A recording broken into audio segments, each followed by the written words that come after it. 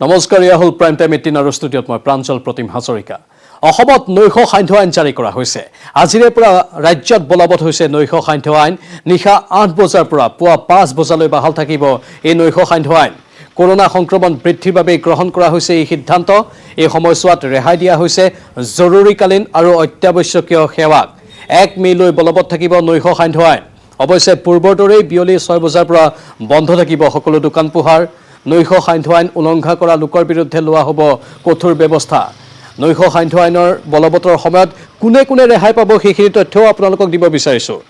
জৰুৰীকালীন সেৱাত জড়িত কেন্দ্ৰ ৰাজ্য চৰকাৰৰ বিষয়া কৰ্মচাৰী, ছপা আৰু বৈদ্যুতিন মাধ্যমৰ সাংবাদিক কৰ্মচাৰী, বেংক আৰু বীমা সেৱাৰ বিষয়া কৰ্মচাৰীক ৰেহাই দিয়া হৈছে। এই সময়ছোৱাত চিকিৎসালয়লৈ যাব পাৰিব গৰ্ভৱতী মহিলা আৰু ৰোগী।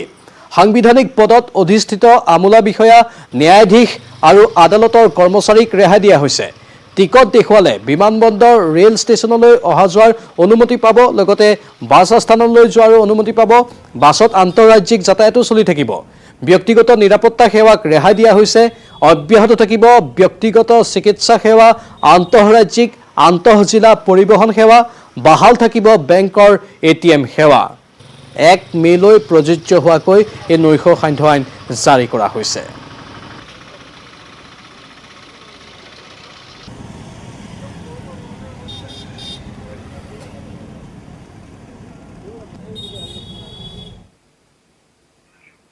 আৰু এই সন্দৰ্ভত আৰক্ষী আয়ুক্ত মুন্না প্ৰসাদ গুপ্তাৰ সৈতে আমাৰ জ্যেষ্ঠ সাংবাদিক ঋত্বিক কৌশিকৰে সাক্ষাৎকাৰ আগবঢ়াইছোঁ। 1 তাৰিখলৈকে অসমৰ যি দুৰ্যোগ ব্যৱস্থাপনা বিভাগ আছে, ডিজাষ্টাৰ মেনেজমেণ্টে নৈশ কাৰফিউৰ ব্যৱস্থা কৰিছে। আৰু সেই নৈশ কাৰফিউৰ কাৰণটো হ'ল যে গুৱাহাটী মহানগৰী হওক বা ৰাজ্যৰ প্ৰায় 25খনতকৈ বেছি জিলাত 100তকৈ অধিক যি ক'ভিড পজিটিভ পোৱা গৈছে। গুৱাহাটীতো 1000 ইতিমধ্যে অতিক্ৰম কৰিছে যি ক'ভিড পজিটিভৰ দৈনিক যি হাৰ আছে। আৰু বৰ্তমান মই আছোঁ মহানগৰ আৰক্ষীৰ আয়ুক্তৰ সৈতে। আৰু এই ক্ষেত্ৰত নৈশ কাৰফিউৰ ক্ষেত্ৰত কেনেধৰণৰ ব্যৱস্থা ল'ব আৰু যিসকল জনসাধাৰণ আছে তেওঁলোকে কি কৰিব, আৰক্ষীৰ কি নিৰ্দেশনা আছে এই বিষয়ে জানিবলৈ আপোনাৰ পৰা জানিব বিচাৰিম। নৈশ কাৰফিউ আজিৰ পৰা আৰম্ভ হৈছে, কেনেধৰণে আপোনালোকে গোটেই ব্যৱস্থাটো কৰিব? নিশ্চয় কোভিড সংক্ৰমণ বাঢ়ি যোৱাৰ কাৰণে আপোনালোকে গম পাইছে, আজিৰ পৰা সন্ধিয়া 8টা বজাৰ পৰা ৰাতিপুৱা 5টা বজালৈকে নৈশ কাৰফিউ, মানে কোনো ধৰণৰ চলা ফুৰা কৰাটোত নিষেধাজ্ঞা থাকিব। গতিকে ৰাইজসকলে সন্ধিয়া 8টা বজাৰ পিছত ৰাতিপুৱা 5টা বজালৈকে ঘৰৰ পৰা বাহিৰলৈকে নোলাই যাতে। আৰু বজাৰ দোকানসমূহ বন্ধ কৰিবলৈ ইতিমধ্যে সন্ধিয়া 6টা বজাত অৰ্ডাৰ দিয়া আছে। সেই অৰ্ডাৰটো প্ৰযোজ্য এতিয়াও। গতিকে বজাৰ দোকান পোহাৰ ইত্যাদি সন্ধিয়া 6টা বজাতে বন্ধ হ'ব। আৰু ৰাইজৰ মুভমেণ্ট যিটো, সেইটো 8টা বজাৰ পৰা সন্ধিয়া 8টা বজাৰ পৰা মুভমেণ্ট কৰাটোত নিষেধাজ্ঞা থাকিব। কেনেধৰণৰ ব্যৱস্থা ল'ব যি লোকে এই ধৰণৰ আইন উলংঘা কৰে? বা বহু ক্ষেত্ৰত আমি দেখিছোঁ যে আইন উলংঘাও কৰা বহুত লোক আছে, যেনেধৰণে মাস্ক নিপিন্ধে তেওঁলোকে ৰাজহুৱা স্থানত, তেওঁলোকে বিভিন্ন অজুহাত দেখায়। এই ক্ষেত্ৰত কেনেকুৱা ধৰণৰ ব্যৱস্থা? চাওক, এইটো এটা খুব গুৰুত্বপূৰ্ণ বিষয়। আপোনালোকে ৰাইজে সকলোৱে গম পাইছে যে ক'ভিড মহামাৰীটো কেনেকৈ বৃদ্ধি পাইছে। এইটো জীৱন মৰণৰ কথা। বিভিন্ন জেগাত আমি দেশৰ বিভিন্ন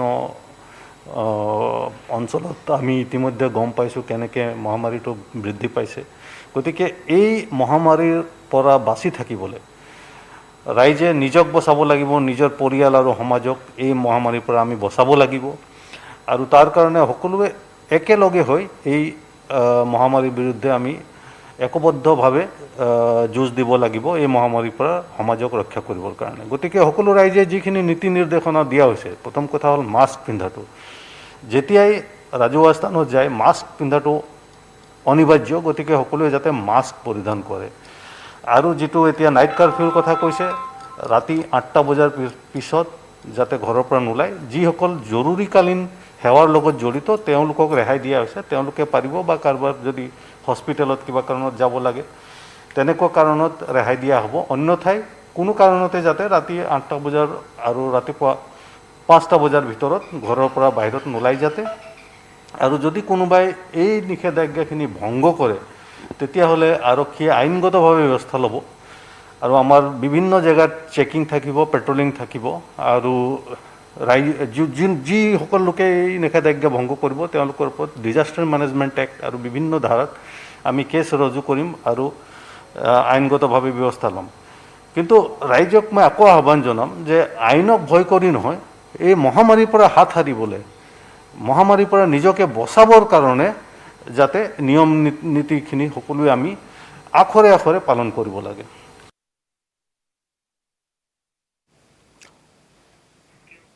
অসমত কৰোনা আক্ৰান্ত অতিক্ৰম কৰিলে ৩০০০। বিগত ২৪ ঘণ্টাত অসমত নতুনকৈ কৰোনাত আক্ৰান্ত ৩১৩৭ জন লোক।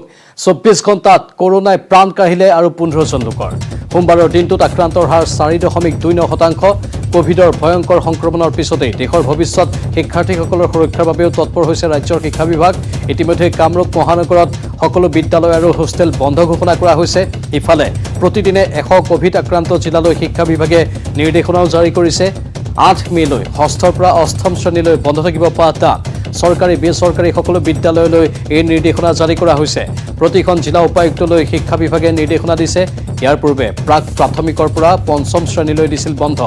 অৱশ্যে অনলাইন যোগে চলি থাকিব পাঠদান।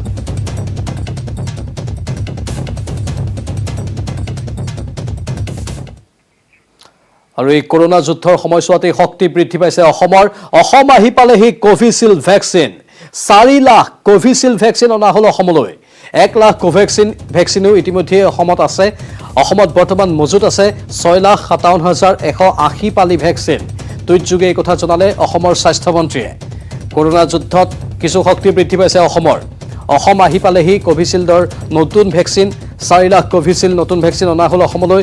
১ লাখ কোভেক্সিন ভেকচিনো ইতিমধ্যে আহি পাইছে অসম। অসমত বৰ্তমান মজুত আছে ৬,৫৭,১৮০ পালি ভেকচিন। এই কথা স্বাস্থ্যমন্ত্ৰীয়ে টুইটযোগে সদৰি কৰিছে।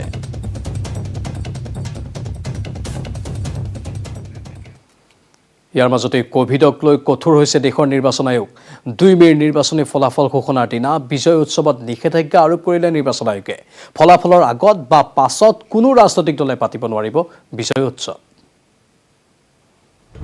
হাৰ পালে নিৰ্বাচন আয়োগ। ফলাফলৰ পাছত উলিয়াব নোৱাৰিব বিজয় সমদল। ২ মে'ত ৫ ৰাজ্যত হ'ব ভোট গণনা। অৱশেষত হাৰ পালে নিৰ্বাচন আয়োগে। সোমবাৰে মাদ্ৰাছ উচ্চ ন্যায়ালয়ে দেশৰ শেহতীয়া কৰোনা পৰিস্থিতিৰ বাবে জগৰীয়া কৰিছিল নিৰ্বাচন আয়োগক।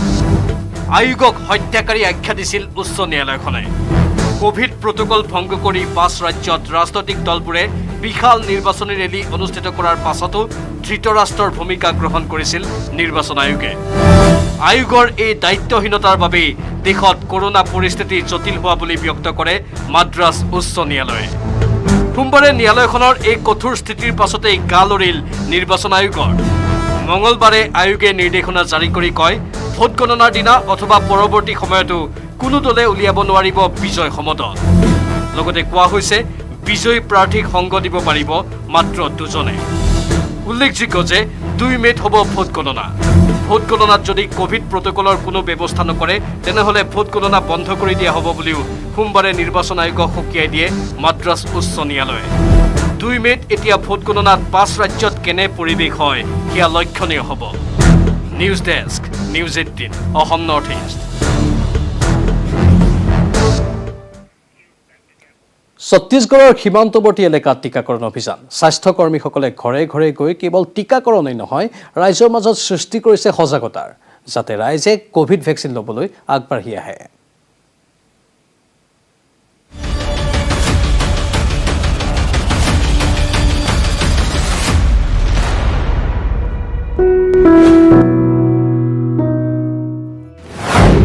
ৰাস্তাত,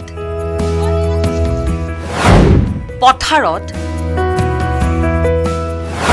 খেতিৰ মাজত এওঁলোক সকলো ঠাইলৈ গৈছে। ৰাইজক মাতি আনিছে।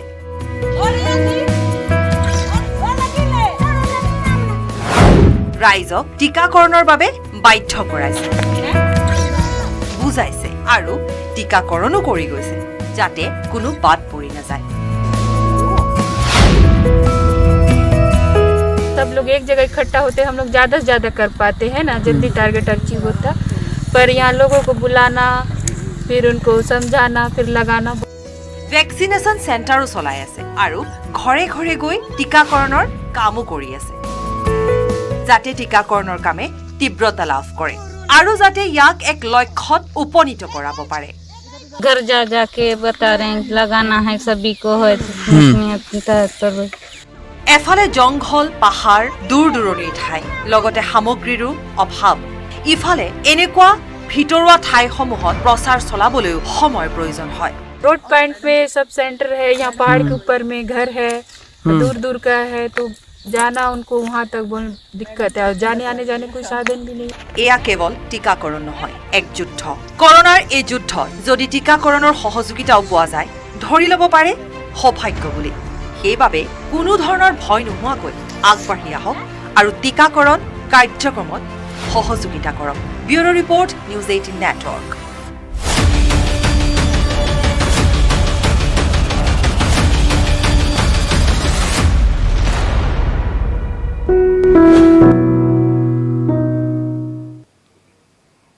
সোমবাৰে নিশা বিশ্বনাথ চাৰিআলিত এক চাঞ্চল্যকৰ ঘটনা সংঘটিত হয় বিশ্বনাথ চাৰিআলি অসামৰিক চিকিৎসালয়ৰ দুৱাৰ ভাঙি পলোৱাৰ চেষ্টা কৰিলে এজন ৰোগীয়ে চিকিৎসালয়ৰ পৰা পলোৱা ৰোগীক লৈ হাহাকাৰ লাগিল আৰক্ষী আৰু চিকিৎসকৰ মাজত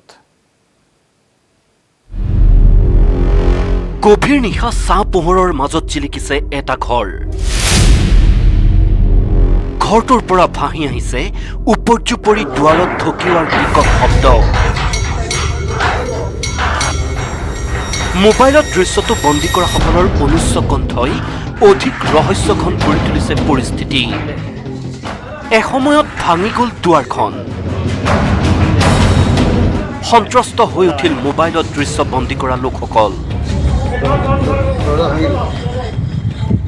হাতত বেগ লৈ ভঙা দুৱাৰেৰে ওলাই আহিল এজন লোক বাৰাণ্ডাৰ ৱাল বগাই পাৰ হোৱাৰ চেষ্টা কৰোঁতে লুটি খাই পৰিল লোকজন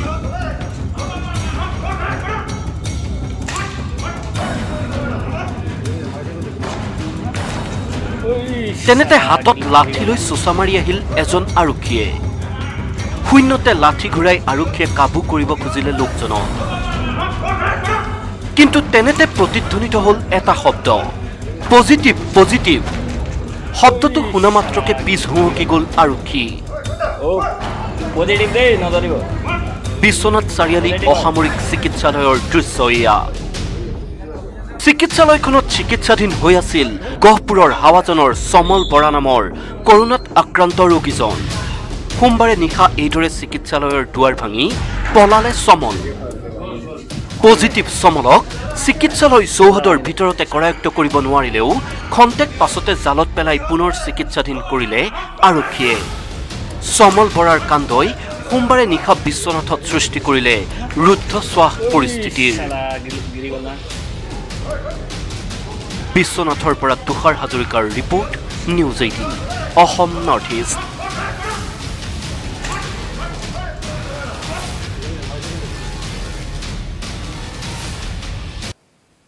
এফালে এতিয়া মহামাৰীৰ সংহাৰ আনফালে মূল্যবৃদ্ধিৰ মাধমাৰ মূল্যবৃদ্ধিৰ বিৰুদ্ধে গৰজি উঠিল গুৱাহাটী ছাত্ৰ সন্থা আৰু অসম জাতীয় পৰিষদ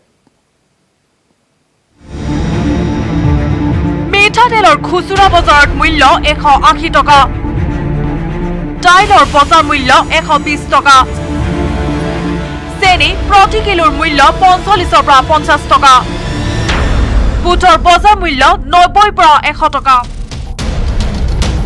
ৰাজ্যত দৈনিক ভয়াৱহ ৰূপ ধাৰণ কৰিছে কোভিডৰ গণসংক্ৰমণে তাৰ মাজতে অত্যাৱশ্যকীয় সামগ্ৰীৰ এনেধৰণৰ মূল্য বৃদ্ধিয়ে কোঙা কৰিছে ৰাজ্যবাসীক যাৰ ফলত অতিষ্ঠ হৈ পৰিছে সাধাৰণ ৰাইজ দৈনিক অত্যাৱশ্যকীয় সামগ্ৰীৰ মূল্য বৃদ্ধি হোৱাৰ বাবে মঙলবাৰে সদৌ গুৱাহাটী ছাত্ৰ সন্থা আৰু অসম জাতীয় পৰিষদে সাব্যস্ত কৰিলে প্ৰতিবাদ কোভিড প্ৰটকল মানি কৰা প্ৰতিবাদস্থলীৰ পৰা আচুৰ অভিযোগ কলা ব্যৱসায়ীৰ সৈতে গোপন বুজাবুজি চৰকাৰৰ প্ৰশাসনক মূল্যবৃদ্ধি ৰোধৰ বাবে বিশেষ টাস্ক ফৰ্চ গঠনৰো দাবী কলা বেপাৰীয়ে বজাৰৰ যিহে অহকে বিহকে দাম বঢ়াইছে কিন্তু চৰকাৰৰ অতিকৈ দুৰ্ভাগ্যজনক কথা চৰকাৰ আৰু প্ৰশাসনৰ কোনো ইয়াতে নিয়ন্ত্ৰণ নাই কলা বেপাৰীয়ে আজি কলা বেপাৰী আৰু চৰকাৰৰ মাজত আমাৰ অনুভৱ হৈছে সৰ্বসাধাৰণ ৰাইজে কলা বেপাৰী আৰু চৰকাৰৰ মাজত আৰু প্ৰশাসনৰ মাজত এটা চুক্তি হৈছে যে তেওঁলোকে দাম বৃদ্ধি কৰিছে আৰু দাম বৃদ্ধি কৰি চৰকাৰ বা প্ৰশাসনৰ তাতে কোনো ধৰণৰ নিয়ন্ত্ৰণ নাই অতিকৈ দুৰ্ভাগ্যজনক কথা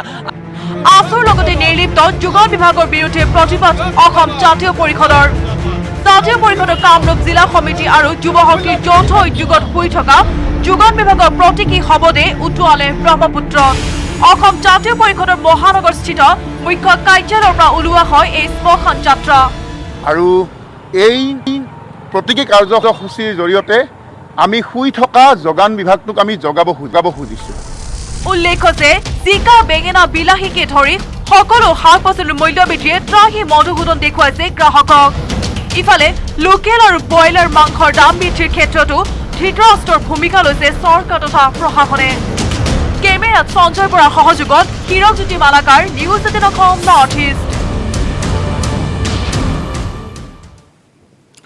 হুজাইৰ লংকাত উত্তপ্ত পৰিস্থিতি ধৰ্ষণৰ ভুক্তভোগীয়ে আত্মহত্যা কৰাৰ পাছতেই উত্তেজিত লোকে লণ্ডভণ্ড কৰিলে অভিযুক্তৰ ঘৰ এতিয়াও আৰক্ষীয়ে কৰায়ত্ব কৰিব পৰা নাই ধৰ্ষণকাৰী মন্তুজ মহাজনৰ লগতে পৰিয়ালৰ লোকক হুজাইৰ লংকাত লংকা কাণ্ড এদল লোকে হাতুৰিৰে কুবাই কুবাই ভাঙিলে এটা ঘৰ লণ্ডভণ্ড কৰিলে দুৱাৰ খিৰিকী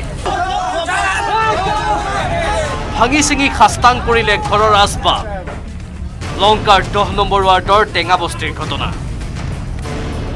ধৰ্ষণৰ পৰিণতিত এগৰাকী মহিলাই আত্মহত্যা কৰাৰ পাছতেই অভিযুক্ত মন্তুজ মহাজনৰ ঘৰত উপস্থিত হ'ল স্থানীয় লোক অভিযুক্তক নাপাই ক্ষুব্ধ লোকে মৰিয়ে মৰিয়ে ভাঙিলে মন্তুজৰ ঘৰ কিছুদিন পূৰ্বে প্ৰতিবেশী মহিলাগৰাকীয়ে গা ধুই থকা দৃশ্য গোপনে মোবাইলত বন্দী কৰাৰ অভিযোগ উঠিছে মন্তুজৰ বিৰুদ্ধে সেই দৃশ্যৰে ব্লেকমেইল কৰি মহিলাগৰাকীক পথাৰৰ মাজলৈ নি ধৰ্ষণ কৰিলে মন্তুজে একাংশ স্থানীয় লোকে এই কাণ্ড দেখাৰ পাছতেই ঘটনাস্থলীৰ পৰা পলাল মন্তুজ মহাজন তাৰ পাছত মুখলজ্জা থাকিব নোৱাৰি আত্মহত্যা কৰিলে ভুক্তভোগী মহিলাগৰাকীয়ে মহিলাটো লাজ পাই গৈছে ঘৰৰ পৰা ওলাবলৈ নোৱাৰাও হ'ল বাইদেউই সি চুইচাইড কৰিলে মহিলাকে চুইচাইড কৰি দিলে কৰি দিলে এই ঘটনাৰ পাছতে উত্তপ্ত হৈ পৰিল টেঙাবস্তিৰ পৰিস্থিতি অভিযুক্ত মন্তুজক বিচাৰি ঘৰ পালেগৈ স্থানীয় লোক কিন্তু মন্তুজক নাপাই ক্ষুব্ধ লোকসকলে লণ্ডভণ্ড কৰিলে ঘৰ ৰেপ কৰি গুচি গ'ল ঘৰত একো নাই মানুহ নাই ইয়াতে যে ৰেপ কৰি গুচি গ'ল মাইকী এটা মৰি গ'ল ইয়াতে ইতিমধ্যে লংকা আৰক্ষীয়ে আৰম্ভ কৰিছে ঘটনাৰ তদন্ত পলাতক মন্তুজৰ লগতে পৰিয়ালৰ লোকক বিচাৰি আৰম্ভ কৰিছে অভিযান হুজাইৰ পৰা Pranab Sharma news 18 Assam north east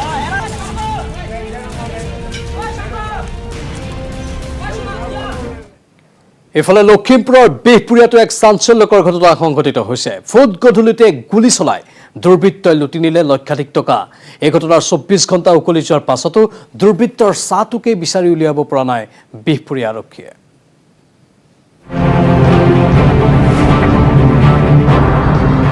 লখিমপুৰৰ বিহপুৰীয়াত গুলীচালনা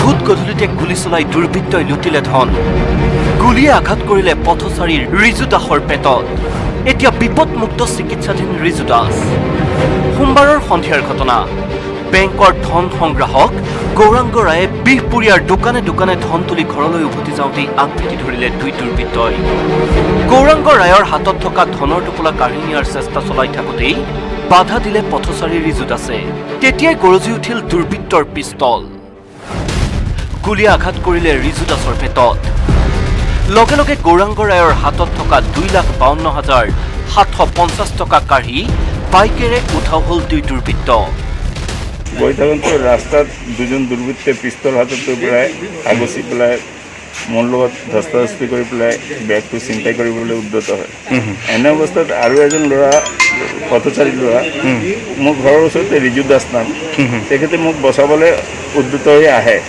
কিন্তু সেইটো সময়তে তেওঁৰ হাতত পিষ্টল আছিলে পিষ্টলত গুলি কৰি পেলাই তেওঁক ঘাইল কৰি দিয়ে দুৰ্বৃত্তৰ গুলীত পথৰ ওপৰতে ঢলি পৰিল ৰিজু দাস গুলীৰ শব্দৰ লগতে চিঞৰ বাখৰ শুনি ঘটনাস্থলীত গোট খালে স্থানীয় লোক তেওঁলোকে লখিমপুৰ অসামৰিক চিকিৎসালয়ত ভৰ্তি কৰালে ৰিজুক।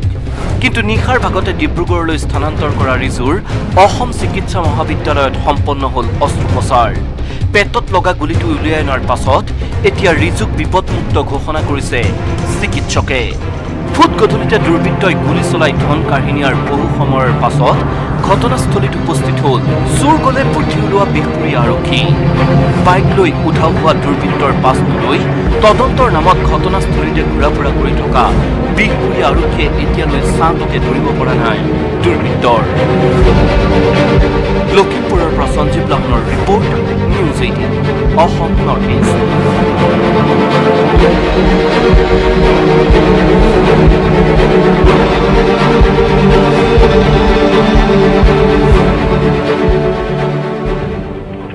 এক ব্ৰেকিং নিউজ। জনতা ভৱনৰ বিষয়া কৰ্মচাৰীলৈ কোভিড নিৰ্দেশনা জাৰি কৰা হৈছে। কাৰ্যালয়ত 50% কৰ্মচাৰীক উপস্থিতিৰ নিৰ্দেশ দিয়া হৈছে। অবৰ সচিব আৰু তাৰ ঊৰ্ধৰ বিষয়াৰ উপস্থিতি অৱশ্যে 100% কৰা হৈছে। কিন্তু ঘৰৰ পৰাই কাম কৰিব পাৰিব গৰ্ভৱতী মহিলা কৰ্মচাৰীয়ে। 5 বছৰ বয়সৰ শিশু থকা মহিলা কৰ্মচাৰীয়েও ঘৰৰ পৰা কাম কৰিব পাৰিব। ঘৰৰ পৰাই কাম কৰিব পাৰিব দিব্যাংগ কৰ্মচাৰীয়ে। জনতা ভৱনত নিষিদ্ধ গুটখা, পাণ তামোল সম্পূৰ্ণ চেনিটাইজ কৰিব লাগিব জনতা ভৱন। চৰকাৰে জাৰি কৰিলে এই নতুন কোভিড নিৰ্দেশনা।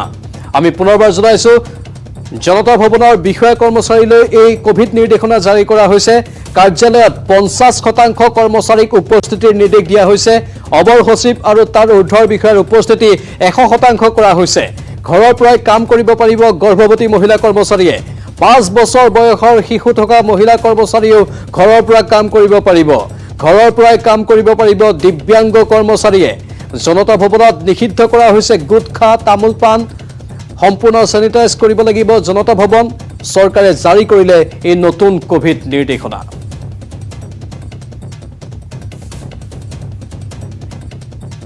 টিপি আছে, চালানো আছে, কিন্তু তাৰ পাছতো বোকাখাত আৰক্ষীয়ে ৰাজপথতেই ৰখাই থৈছে 7খন চিমেণ্ট কঢ়িওৱা ট্ৰাক। টিপি আৰু চালানৰ লগতে আৰক্ষীয়ে ট্ৰাকৰ চাবিও কাঢ়ি নিয়াত হাহাকাৰ লাগিছে চালক হেণ্ডিমেনৰ। বোকাখাতৰ ৰাজপথত ট্ৰাকৰ শাৰী। পথৰ কাষত ৰৈ আছে 7খন চিমেণ্ট ভৰ্তি ট্ৰাক। কিন্তু পথৰ কাষত কিয় ৰখাই থোৱা হৈছে ট্ৰাক কেইখন?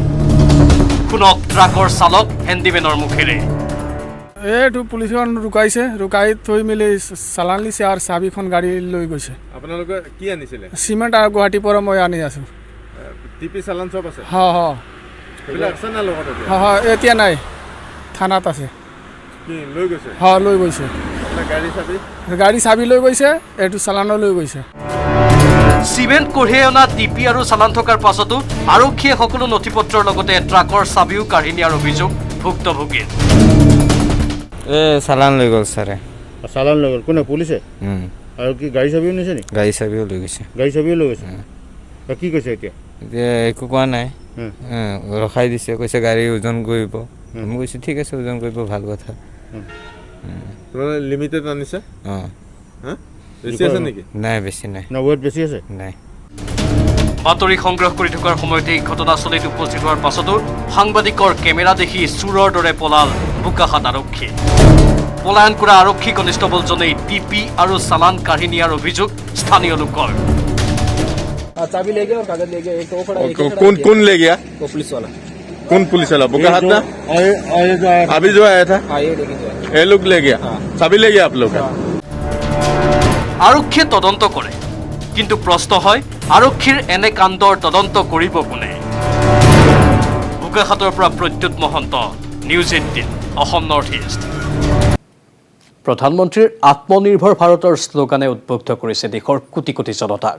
নৰেন্দ্ৰ মোদীৰ সেই আহ্বানৰ প্ৰতি সঁহাৰি জনাই ITCৰ সহযোগত নেটৱৰ্ক 18 আৰম্ভ কৰিছে স্বাভিমান ভাৰত শীৰ্ষক এক বিশেষ অনুষ্ঠান।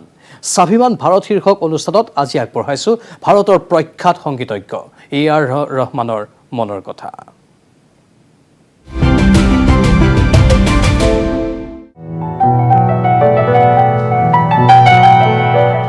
Is one of the foremost names making India proud on a global stage. From composing music for ad jingles to ruling the roost in Indian film music to winning Oscars and Grammys, A.R. Rahman's musical journey has been one that has made a billion hearts swell with pride.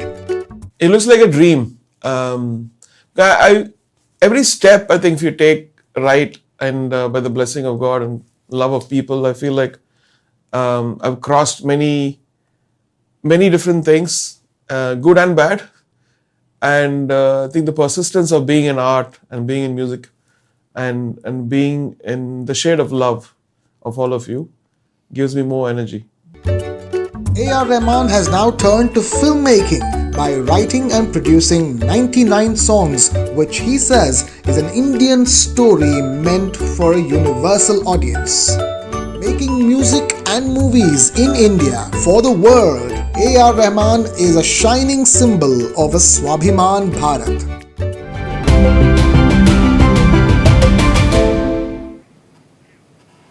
এতিয়া চকুলোৰে বাট নেদেখা হৈছে ONGCৰ বিষয়া তথা অপহৃত ৰিতুল শইকীয়াৰ বৃদ্ধ পিতৃ মাতৃয়ে সম্পূৰ্ণ 7 দিন উকলি যোৱাৰ পাছতো পুত্ৰৰ সন্ধান নাপাই সম্প্ৰতি বাকৰুদ্ধ হৈ পৰিছে ৰিতুলৰ ৰোগীয়া পিতৃ মাতৃ এতিয়াও পুত্ৰ ঘূৰি অহাৰ আশাত পদূলিমুখলৈ আহাৰে বাট চাই আছে পুত্ৰ শোকত জৰ্জৰিত বৃদ্ধ পিতৃ মাতৃয়ে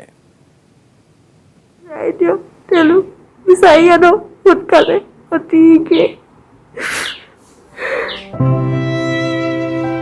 7 দিন উকলি গ'ল এতিয়াও সন্ধান নোলাল ৰিতুল শইকীয়াৰ বৰহোলাৰ নাঙল গাঁৱৰ পৰিয়ালত হাহাকাৰ মঙলবাৰে আয়োজন কৰা ৰিতুল শইকীয়াৰ পুত্ৰৰ অন্নপ্ৰাশনৰ অনুষ্ঠান বাতিল কৰিলে পৰিয়ালে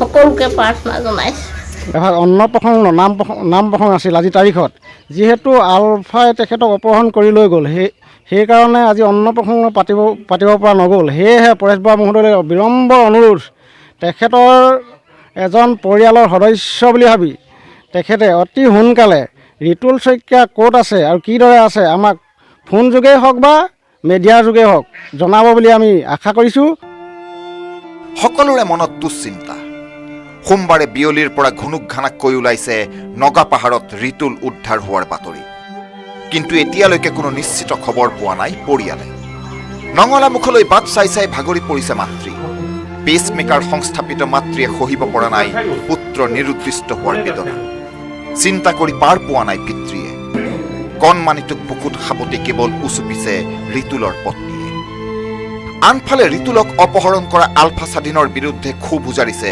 ভাতৃয়ে দুৰ্গম অঞ্চলত ভৰিত আঘাত অৱস্থাত দেখা পাইছে আছাম ৰাইফলে অভিযান উদ্ধাৰ কাৰণে আগবাঢ়িছে বুলি যাতে সোনকালে উদ্ধাৰ হৈ যেন আমাৰ ঘৰলৈ ঘূৰি আহে দাদা এক প্ৰাৰ্থনা ৰিতুলক বিচাৰি নগা পাহাৰত এতিয়াও চলিছে সেনা আৰক্ষীৰ ধাৰাবাহিক অভিযান কিন্তু তাৰ মাজতে বৰহোলাৰ 9টাকৈ জাতীয় সংগঠনে অৱৰোধ কৰিলে ONGCৰ এটা তৈলখাট পুৱাই কামলৈ অহা ONGCৰ বহু কৰ্মচাৰী থমকি ৰবলৈ বাধ্য হ'ল আটবাটত ৰিতুল সম্পৰ্কে নিশ্চিত খবৰ নোপোৱালৈকে তৈলখাট অৱৰোধ কৰি ৰখাৰ হুংকাৰ জাতীয় সংগঠনৰ আমি এতিয়া উদ্বিগ্নতা প্ৰকাশ কৰিছোঁ আমি শংকিত হৈছোঁ আমাৰ যে ৰিতুল শইকীয়া এতিয়া ক'ত আছে যেতিয়া আমাৰ 24 ঘণ্টাৰ পাৰ হৈ গ'ল ৰিতুল শইকীয়া এতিয়া কোনো ধৰণৰ সন্ধান পোৱা নাই তাৰপিছত আমি 9টাকৈ জাতীয় সংগঠনে আমাৰ কাৰ্যসূচী আজিৰ পৰা আমি চলাই নিছোঁ আৰু এই কাৰ্যসূচী যেতিয়ালৈকে আমাৰ ONGC কৰ্তৃপক্ষই যেতিয়ালৈকে আমাক স্পষ্টীকৰণ নিদিব অসমৰ গৃহ বিভাগে স্পষ্টীকৰণ নিদিব তেতিয়ালৈকে আমাৰ কাৰ্যসূচী ধাৰাবাহিকভাৱে চলি থাকিব এফালে ৰিতুল শইকীয়াৰ ঘৰত দুশ্চিন্তা আনফালে দল সংগঠনৰ ক্ষোভ তাৰ মাজতে ৰিতুল সম্পৰ্কে নিমাত ONGCৰ লগতে আৰক্ষী আৰু সেনাবাহিনী হাতে সুতৰাই প্ৰতি মুহূৰ্ততে বৃদ্ধি পাইছে দুখুনী মাতৃৰ উৎকণ্ঠা বাকৰুদ্ধ হৈ পৰিছে অসহায় পত্নী তিতাবৰৰ পৰা Anmol Yadav news 18 Assam north east মঙলবাৰে অসম বিধানসভা সচিবালয়ত কোভিড ভেকচিন ল'লে মন্ত্ৰী চন্দ্ৰমোহন পাটোৱাৰীয়ে ভেকচিন লৈ মন্ত্ৰী পাটোৱাৰীৰ দাবী যোৱাবাৰতকৈ এইবাৰ নামনি অসমত মিত্ৰজোঁটৰ ফলাফল ভাল হ'ব এইফালে বিজয় উৎসৱ বন্ধ কৰা পদক্ষেপক আদৰণি জনাইছে AIUDF-এ কোভিড সংক্ৰমণৰ সংখ্যা বৃদ্ধি পোৱাৰ বাবে মঙলবাৰে অসম বিধানসভা সচিবালয়ত কোভিড ভেকচিন ল'লে মন্ত্ৰী চন্দ্ৰমোহন পাটোৱাৰীয়ে কোভিড ভেকচিন লৈ মন্ত্ৰী চন্দ্ৰমোহন পাটোৱাৰীৰ দাবী এইবাৰ ৰাজ্যত পুনৰ মিত্ৰজোঁটৰ চৰকাৰ হ'ব নামনি অসমত 2016 চনতকৈ এইবাৰ মিত্ৰজোঁটৰ ফলাফল অধিক উন্নত হ'ব। এইবাৰ আমাৰ গোটেই অসমতে সমগ্ৰ অসমত ভাৰতীয় জনতা পাৰ্টীৰ মিত্ৰজোঁটৰ লগৰ সপক্ষে ৰাইজ আছে। কাৰণ 2016 চনত যিবিলাক নিৰ্বাচনী প্ৰতিশ্ৰুতি আমি দিছিলোঁ, সেই নিৰ্বাচনী প্ৰতিশ্ৰুতিসমূহ যোৱা 5 বছৰত আমি সম্পূৰ্ণৰূপে প্ৰতিটো কথা আমি ৰাইজৰ সপক্ষে আমি কৰি গৈছোঁ। আৰু এই নিৰ্বাচনী প্ৰতিশ্ৰুতি যিখিনি আমি পালন কৰিলোঁ, তাৰ কাৰণে ৰাইজ যথেষ্টখিনি উপকৃত হৈছে। কোভিডৰ ক্ষেত্ৰত চৰকাৰে লোৱা প্ৰচেষ্টাৰ বাবে মুখ্যমন্ত্ৰী স্বাস্থ্যমন্ত্ৰীক প্ৰশংসা কৰে চন্দ্ৰমোহন পাটোৱাৰী। কোভিড পৰিস্থিতিত অক্সিজেন, ICU, খাদ্যক লৈ ৰাজ্যবাসীৰ চিন্তাৰ কোনো কাৰণ নাই বুলি ক'লে সোণোৱাল মন্ত্ৰীসভাৰ জ্যেষ্ঠ মন্ত্ৰীগৰাকীয়ে। মুখ্যমন্ত্ৰী ডাঙৰীয়া আজি অসমৰ বিভিন্ন জিলাসমূহৰ তেখেতে ৰিভিউ লৈছে আৰু স্বাস্থ্যমন্ত্ৰীয়ে দিনে নিশাই কাম কৰি আছে যাতে আমাৰ ICU বেডৰ আমাৰ যাতে শ্বৰ্টেজ নহয়, অক্সিজেন যাতে শ্বৰ্টেজ নহয়, ঔষধ যাতে শ্বৰ্টেজ নহয়। গতিকে ৰাজ্যবাসীক সুৰক্ষা দিয়াৰ কাৰণে স্বাস্থ্য বিভাগৰ পৰা দ্বিতীয় সুযোগ যথেষ্টখিনি কাম হাতত লৈছে। মঙলবাৰে টিংখং সমষ্টিৰ বিধায়ক বিমল বৰাইও ল'লে কোভিড ভেকচিন। ইফালে ভাৰতীয় নিৰ্বাচন আয়োগে কোভিড পৰিস্থিতিত বিজয় উৎসৱ বন্ধ কৰা পদক্ষেপক আদৰণি জনাইছে AUDFৰ সাধাৰণ সম্পাদক কৰিমুদ্দিন বৰভূঞাই। নিৰ্বাচন আয়োগে যিটো সিদ্ধান্ত লৈছে সঠিকময় সঠিক সিদ্ধান্ত, এইটো আমি আদৰণি জনাইছোঁ। এই কোভিডৰ টাইমত আকৌ কিয় বিজয় উল্লাস? এতিয়া মইতো আহ্বান জনাম, যিসকলে বিজয়ী হ'ব ফ্ৰম 1 মিনিটো ৱেষ্ট নকৰাকৈ কোভিডৰ কাৰণে লাগি যাব লাগে। কোভিডৰ এই পৰিস্থিতিত ৰাজ্যবাসীক সজাগ আৰু সচেতন হ'বলৈ আহ্বান জনাইছে পৰিবহণ মন্ত্ৰী চন্দ্ৰমোহন পাটোৱাৰী। বিপুল বৰ্মনৰ report, news 18 Assam north east. দেশত এতিয়া কৰোনাৰ কালৰূপ ধাৰণ। বিগত 24 ঘণ্টাত 3,23,144 জন নতুনকৈ কৰোনাত আক্ৰান্ত হৈছে। দৈনিক ভয়াৱহ হাৰত বৃদ্ধি পাইছে কৰোনা আক্ৰান্তৰ সংখ্যা। দেশত এদিনতেই 2,771 জন কৰোনাত আক্ৰান্ত হৈ মৃত্যুমুখত পৰিছে। দেশত সম্প্ৰতি 28,82,204 জন কৰোনা আক্ৰান্ত হৈ চিকিৎসাধীন হৈ আছে। ৰাজধানী দিল্লীতো এতিয়া অবৰ্ণনীয় হৈ পৰিছে পৰিস্থিতি। ইফালে মহাৰাষ্ট্ৰত নতুনকৈ আক্ৰান্ত হৈছে 48,700 জন। উত্তৰ প্ৰদেশত নতুনকৈ আক্ৰান্ত হৈছে 33,351 জন। মুঠতে সমগ্ৰ দেশত এতিয়া কৰোনাৰ কালৰূপ ধাৰণ। বিগত 24 ঘণ্টাত দেশজুৰি 3,23,144 জন নতুনকৈ কৰোনাত আক্ৰান্ত হৈছে। দৈনিক ভয়াৱহ হাৰত বৃদ্ধি পাইছে কৰোনা আক্ৰান্তৰ সংখ্যা। দেশত এদিনতেই 2,771 জন কৰোনাত আক্ৰান্ত হৈ মৃত্যুমুখত পৰিছে। ছত্তীশগড়ৰ সীমান্তৱৰ্তী এলেকাত টীকাকৰণ অভিযান। স্বাস্থ্যকৰ্মীসকলে ঘৰে ঘৰে গৈ কেৱল টীকাকৰণেই নহয়, ৰাইজৰ মাজত সৃষ্টি কৰিছে সজাগতাৰ, যাতে ৰাইজে কোভিড ভেকচিন ল'বলৈ আগবাঢ়ি আহে।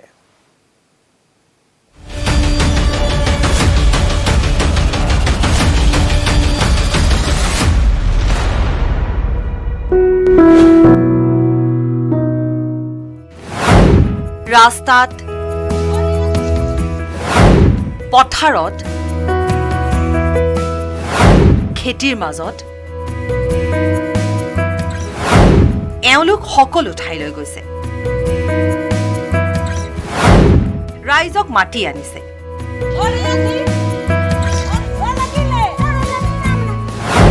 ৰাইজক টীকাকৰণৰ বাবে বাধ্য কৰাইছে, বুজাইছে আৰু টীকাকৰণো কৰি গৈছে, যাতে কোনো বাদ পৰি নাযায়। सब लोग एक जगह इकट्ठा होते, हम लोग ज़्यादा से ज़्यादा कर पाते हैं ना, जल्दी टारगेट अचीव होता। पर यहाँ लोगों को बुलाना, फिर उनको समझाना, फिर लगाना। ভেকচিনেশ্যন চেণ্টাৰো চলাই আছে আৰু ঘৰে ঘৰে গৈ টীকাকৰণৰ কামো কৰি আছে, যাতে টীকাকৰণৰ কামে তীব্ৰতা লাভ কৰে আৰু যাতে ইয়াক এক লক্ষ্যত উপনীত কৰাব পাৰে। घर जा जाके बता रहे हैं लगाना है सभी को है। এফালে জংঘল, পাহাৰ, দূৰ দূৰণিৰ ঠাই, লগতে সামগ্ৰীৰো অভাৱ। ইফালে এনেকুৱা ভিতৰুৱা ঠাইসমূহত প্ৰচাৰ চলাবলৈও সময়ৰ প্ৰয়োজন হয়। रोड पॉइंट पे सब सेंटर है, यहाँ पहाड़ के ऊपर में घर है, दूर दूर का है, तो जाना उनको वहाँ तक बहुत दिक्कत है और जाने आने जाने कोई साधन भी नहीं। এয়া কেৱল টিকাকৰণ নহয়, এক যুদ্ধ। কৰোনাৰ এই যুদ্ধত যদি টিকাকৰণৰ সহযোগিতাও পোৱা যায়, ধৰি ল'ব পাৰে সৌভাগ্য বুলি। সেইবাবে কোনো ধৰণৰ ভয় নোহোৱাকৈ আগবাঢ়ি আহক আৰু টিকাকৰণ কাৰ্যক্ৰমত সহযোগিতা কৰক। Bureau report, news 18 network.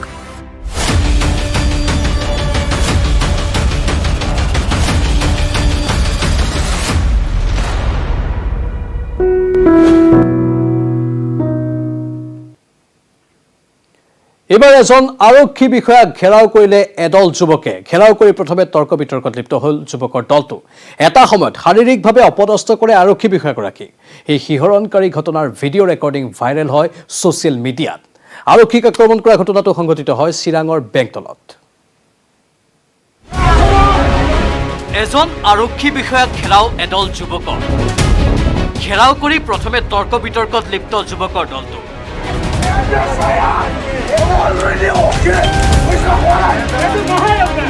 এটা সময়ত শাৰীৰিকভাৱে অপদস্থ কৰে আৰক্ষী বিষয়াগৰাকীয়ে।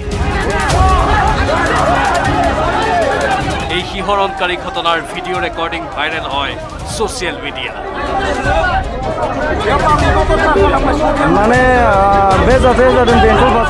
আৰক্ষীক আক্ৰমণ কৰা ঘটনাটো সংঘটিত হয় চিৰাঙৰ বেংতলত। কৰোনা মহামাৰীৰ সজাগতাৰ বাবে আৰক্ষী বিষয়াগৰাকীয়ে মাস্ক পৰিধান নকৰা লোকসকলৰ বিৰুদ্ধে চলাইছিল অভিযান। বেংতল বজাৰত আৰক্ষী বিষয়াজনৰ নেতৃত্বত যান বাহনৰ নথি পত্ৰ পৰীক্ষা আৰু মাস্ক পৰিধান নকৰা লোকৰ বিৰুদ্ধে অভিযান চলাই থকাৰ সময়তেই এই অপ্ৰীতিকৰ পৰিস্থিতিৰ সৃষ্টি হয়। যুৱকৰ দলটোৱে ভিত্তিহীন অভিযোগ উত্থাপন কৰি কৰ্তব্যৰত আৰক্ষী বিষয়াজনক শাৰীৰিকভাৱে অপদস্থ কৰা বুলি জনায় চিৰাং জিলাৰ আৰক্ষী অধীক্ষকে।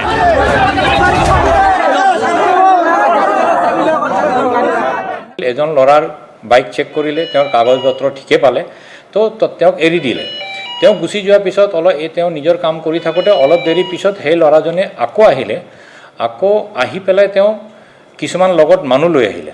মানুহ লৈ আহি IC লগত তৰ্কাতৰ্কি কৰিলে যে এইবোৰ কিহৰ চেকিং, কি এইবিলাক, আৰু তাৰপিছত IC-ক মেনহেণ্ডেল কৰিলে তেওঁলোকে। সম্পূৰ্ণ মিছা এটা ৰিউমাৰ বিয়পাই পেলাই তেওঁলোকে এটা ল এণ্ড অৰ্ডাৰ ছিটুৱেশ্যন ক্ৰিয়েট কৰিবলৈ তাত চেষ্টা কৰিলে। বেংতল আৰক্ষী চকীৰ ভাৰপ্ৰাপ্ত আৰক্ষী বিষয়া হাইদৰ আলী আহমেদক শাৰীৰিকভাৱে অপদস্থ কৰাৰ অভিযোগত আৰক্ষীয়ে নিজাববীয়া গোচৰ পঞ্জীয়ন কৰি ইতিমধ্যে কেইবাজনকো সোধা পোছাৰ বাবে আটক কৰে।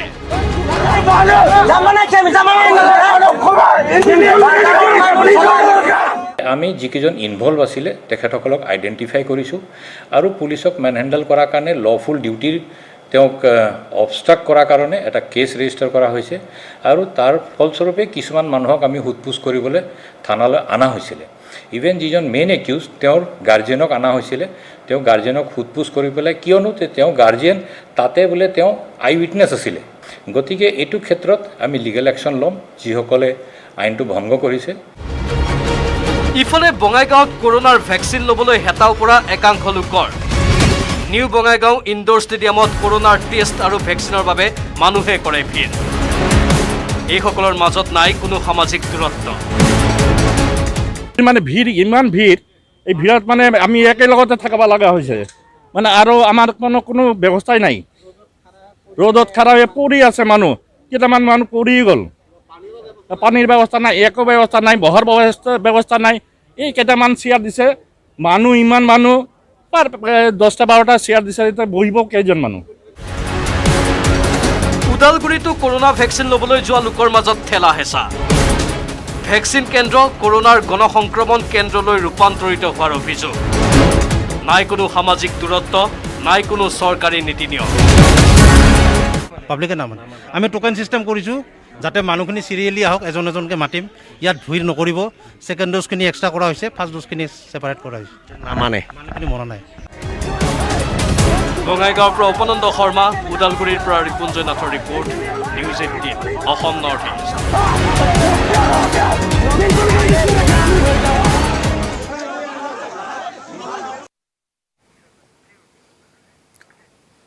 কোভিড প্ৰটকল ভংগৰে বিয়া পাতি গ্ৰেপ্তাৰ হ'ল তৰা। ৰঙাঘৰৰ আলহী হ'ল বিয়া খাবলৈ অহা অতিথি।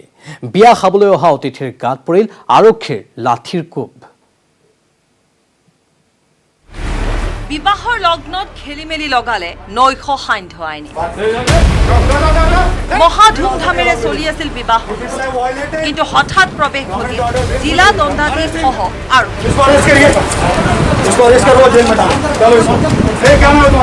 আৰু তাৰ পাছৰ গান বাজনাৰ পৰিৱৰ্তে আৰক্ষীৰ লাঠিৰ কোবৰ শব্দত কঁপি উঠিল বিবাহথলী বিয়া খাবলৈ আহি একাংশই খালে আৰক্ষীৰ লাঠিৰ কোবৰ একাংশই খালে চৰ ঘোচা আৰু আন একাংশ গ'ল ৰঙা ঘৰলৈ সোমবাৰে নিশা এই ঘটনা সংঘটিত হ'ল ত্ৰিপুৰাৰ আগৰতলা নিশা 10 বজাৰ পৰাই ৰাজ্যখনত বলবৎ হয় নৈশ সান্ধ্য আইন গতিকে লগ্নলৈ ৰৈ থাকোঁতে বিবাহথলীত হাজিৰ হ'ল আৰক্ষী কৰোনা পৰিস্থিতিৰ বাবে ত্ৰিপুৰা চৰকাৰে ৰাজ্যখনত 22 এপ্ৰিলৰ পৰা জাৰি কৰিছে নৈশ সান্ধ্য আইন তাৰ মাজতো আড়ম্বৰ পূৰ্ণভাৱে বিবাহ অনুষ্ঠান পতাৰ মৰসাহ কৰি এই দশা হ'ল বিবাহ পৰিয়াল কোভিড বিধি ভংগৰ অপৰাধত জিলা দণ্ডাধীশৰ ধমক হোৱাৰ লগতে গ্ৰেপ্তাৰ হ'ল দৰা আৰু কেইবাগৰাকীও আত্মীয় সোমবাৰে নিশা ত্ৰিপুৰাৰ আগৰতলাৰ